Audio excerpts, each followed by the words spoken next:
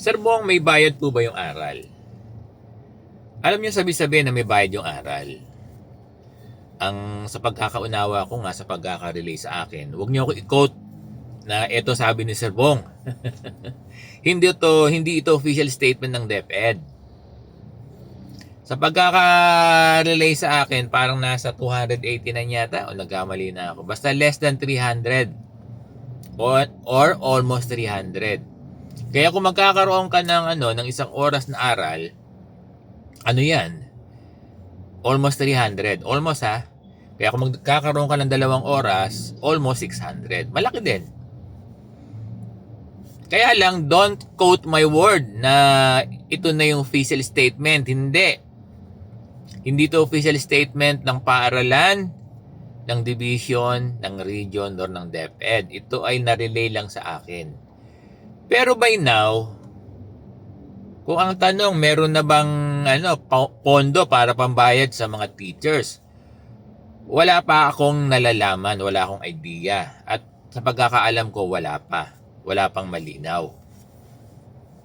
Pero ang sabi, pwede na raw kumuha. Kaya lang, mahirap. Sabihin, pwede na kumuha ng outside teachers, sabi-sabi lang. Kaya lang, mahirap na walang pinangahawakan. Dear teachers. Kaya lang yung mga regular teachers natin, kung kayo ay isa sa mga tutor sa aral at pumayag kayo, kinuha kayo ng principal nyo, no? Kung hindi man kayo mabigyan ng compensation o sa monetization o sabihin cash, pera, no? Dahil sa pagtuturo mo sa aral, meron naman yung vacation service credit. 'Di ba? Sa pagkakaalam ko, for every 6 hours, meron kang isang leave service credit o VSC. Yan naman yung pwede mong makuha dito sa aral. Malay nyo, no? Malay nyo, kasi naririnig natin, may budget sinasabi, di ba? Sinasabi ng ating DepEd Secretary na, di ba, may budget. Tapos, ang sabi pa ng ating DepEd Secretary, yung mga extra work, extra task, alam ko, basta teaching yan ay mako-compensate. So, kung iti-take natin seriously yung mga words nila, parang lumalabas na, di ba, kung i-analyze natin,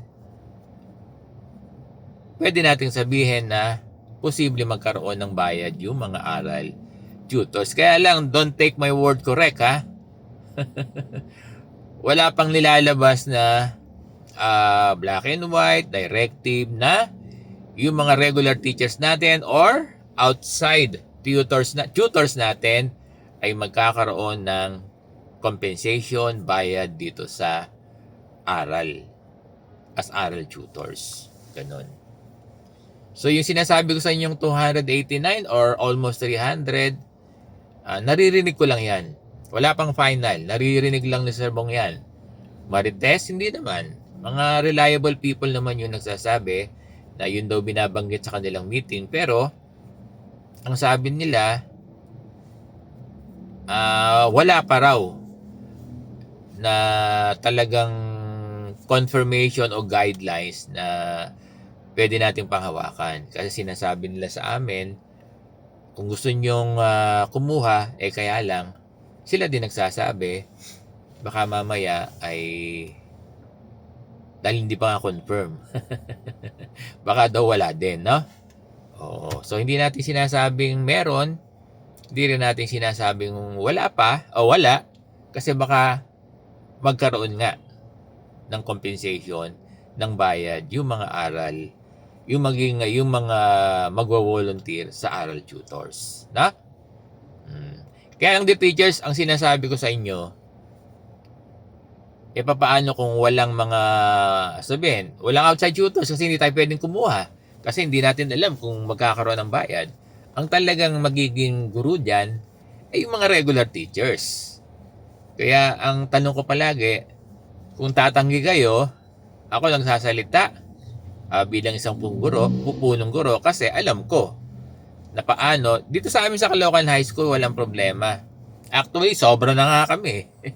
Baka hindi na namin magamit yung mga nag-volunteer na regular teachers kasi Di ba may partnership kami sa mga colleges na nagpupunta rito, UCC, Divine, Global. Oh, nandito na yung Global, ang dami, English lahat sila eh. So wala kami, kasi pwede sila, yung mga EDUC students. Fourth year graduating na yan eh. Kaya kami, Caloocan High School, sobra-sobra kami sa aral tutors. Baka hindi na namin magamit yung mga teachers namin. Pero may mga guro na gusto pa rin. May mga guro na gusto pa rin. Kahit meron na kaming mga mga education students na dito magi-intern sa amin sa school. So ganun lang ano. So kung tanong ay may bayad, sabi. Pero wala pa tayong clear na basis.